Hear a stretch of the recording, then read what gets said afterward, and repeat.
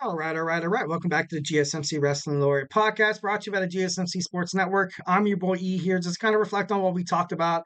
Segment 1, Segment 2, we had our boy Nelson here from the GSMC Basketball Podcast. The NBA playoffs are heating up really like now, like right now. So go ahead and, check out some of his podcasts, find out what's going on in the world of basketball. So segment 1, we talked about WWE Friday Night SmackDown preview.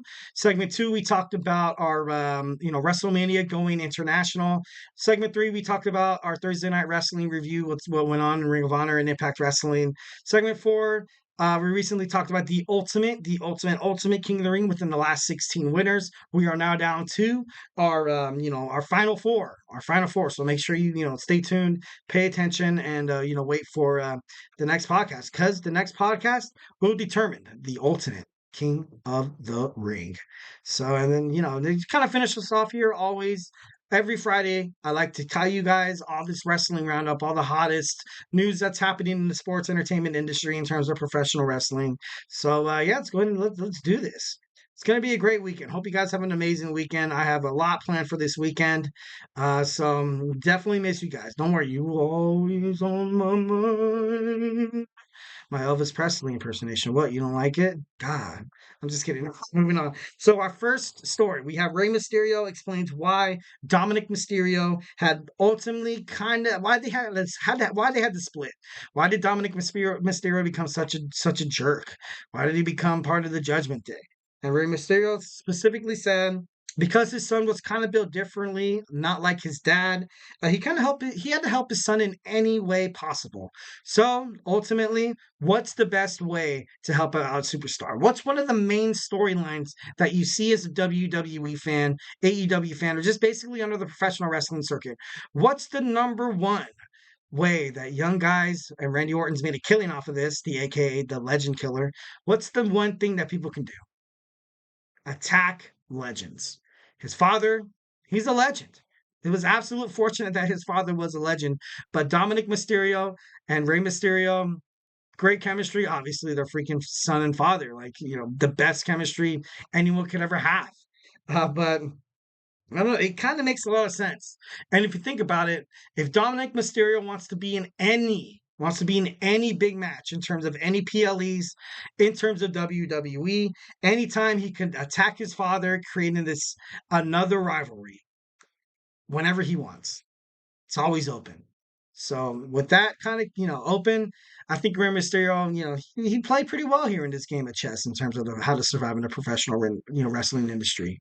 Hey Ray, checkmate, pretty badass.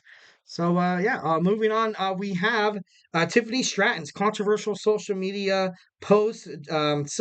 Tiffany Stratton joined SmackDown earlier this year, and she received major backlash based on a video concerning Jade Cargill and a voiceover of hers by Stratton. And I'm not going to go deeper into it because, the language is kind of, don't want to get into that. If you want to learn more about it, check it out on Twitter. Pretty sure you type it in Google, it's going to be probably the first thing that pops up. So I don't know. Is she getting off a little too easy in terms of Paul Levesque? If you kind of had any other superstar that was not promised a bright future, or that WWE wasn't pushing, would they perhaps already be released? Honestly, in my opinion, I think they would have. Which makes me think that they have great things for Tiffany Stratton. And there could be, I wouldn't know why you would make a social media post about this, especially how social media nowadays is like absolute mayhem. It's blown way out of proportion, spreading misinformation, false generosities, and also just absolute garbage.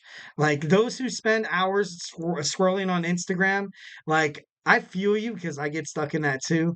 But sometimes I stop and I'm like, okay, well, we got to take a break here. Those who scroll through Instagram for more than 30 minutes, just, take a little break and watch the GSMC Wrestling Laureate Podcast or watch the GSMC Sports Network. We have basketball with Nelson. We have football with Kenneth. We have Jeremy on sports. We have Samantha, all things women's sports. It's your one-stop shop for women's sports. Come on, what more do you want from us? And it's free. Absolutely free. So, good plug there. But, I don't know. I like Tiffany Stratton. I like the way she's wrestling. I love the way how she's like that heel, but she's like that in your face kind of heel, like I'm better than you. Let's fight about it. If I don't win, I'm gonna cheat to win. So it's just losing her would be absolutely detrimental toward WWE in terms of storylines. But I think they would bounce back. I would think they would bounce back, but that's not, kind of condoning them to drop Tiffany Stratton. I ultimately think she should have a second chance. But I don't know. It's hard to keep her on the roster despite the issue. Fans had to retweet it to Triple H, Paul Levesque to kind of show their frustrations, and it's not good. So right now, Tiffany Stratton is in hot water. She's on thin ice. So it's going to be interesting to find out how she winds up in WWE within the next couple of months. Next, we have the Viking Raider Ivar. Viking Raider Ivar has been pronounced injured. He says that he is indeed injured. Like he had to prove it to some of the the Twitter rats and the Twitter trolls and stuff like that. So Ivar, he made a media claim. He said that he addressed Twitter himself slash X that there has been a lot of misinformation. Yes, I am injured. Yes, it is serious. So it's like I don't know why people would want to because I know there was a lot of speculation. There was a lot of reports saying, and I read this on Ringside News that Ivar was ultimately taking a break from WWE because of the work he's been doing on WWE NXT and WWE Raw, which I gotta be honest, it's right. It's the right thing to do. Right now, he kind of made Obafemi kind of defend his championship. He moved from Raw. Right now, he's missing his partner Ivar. Eric. I think him and Eric come back as the Viking Raiders with Valhalla. Both of them rejuvenated in a couple of months. I think it was the ultimately smart decision. If he's injured, obviously hope you well, man. Hope you speedy recovery. If it's not, guess what? I don't think people should be spending too much time on this. If when sometimes wrestlers like Ivar are injured, or taking some time off, they deserve it. They deserve it, and also brings up a lot of opportunities for other stars in terms of NXT. You saw Gallus come back. Obviously there has to be some kind of a so it's like supply and demand. Like one goes down, the other one comes up. It's just business. It's just business. So when Ivar got knocked out, you're like, okay, so now we need another person for the Fatal Four Way. Let's not make this guy that returned on WWE NXT last Tuesday a participant. And it's going to be pretty awesome. The brawl after the match was absolutely chaos. Absolutely loved it. Hope Ivar is okay. And if he's not actually injured, I hope you have a pretty good vacation, my guy.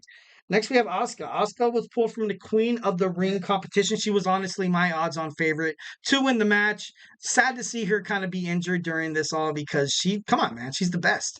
The Empress of Tomorrow, definitely, undefeated streak.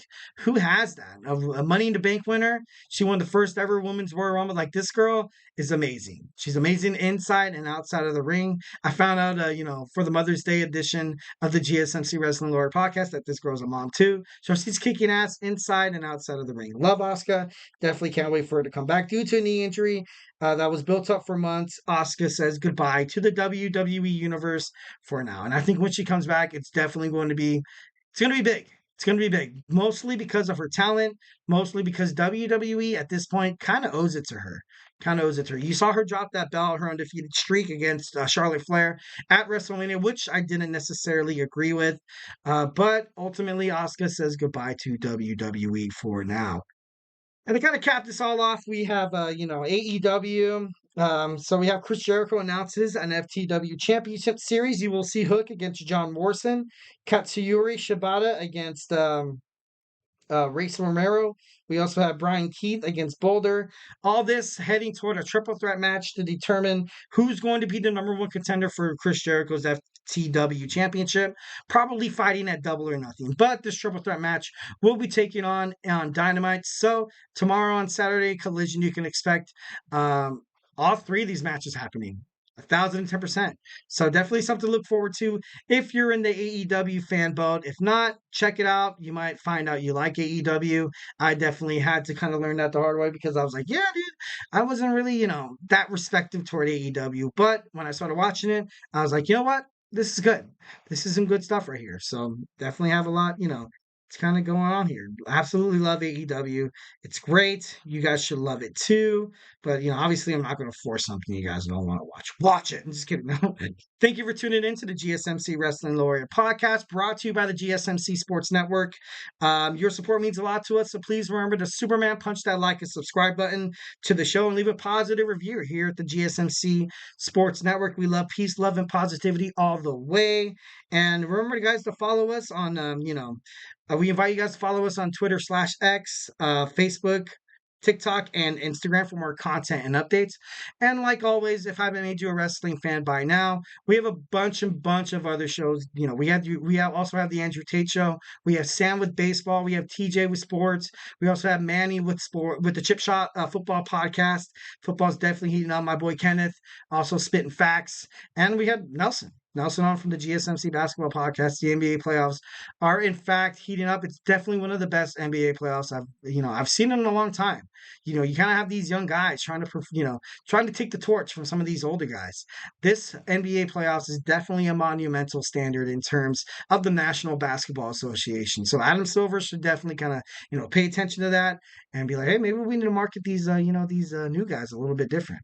But once again, guys, thank you for tuning into my show. Have a lovely weekend. Absolutely will be thinking about you guys. Saturday, I'm looking to graduate. I have a graduation ceremony, got my kids going, got them signs that says daddy's the best, all that stuff like that. So, got a lot of good things. Definitely blessed. Hope you guys have a blessed weekend as well. Definitely love you guys, and I'll see you on Monday.